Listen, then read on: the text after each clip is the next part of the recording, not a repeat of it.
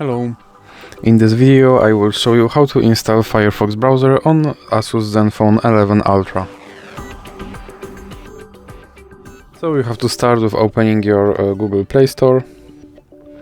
Then you have to click on search bar and type in Firefox and click search. And now click install.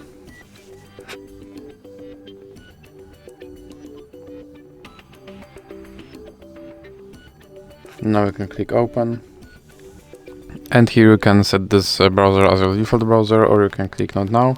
Here you can add Firefox widget, or you can click not now. Now you can sign into your account, or you can click not now. And here you can turn on notifications from this browser, or you can click not now. And your Firefox browser is now installed and is ready to use. So that's it for this video. If you liked it, please remember to leave like and subscribe.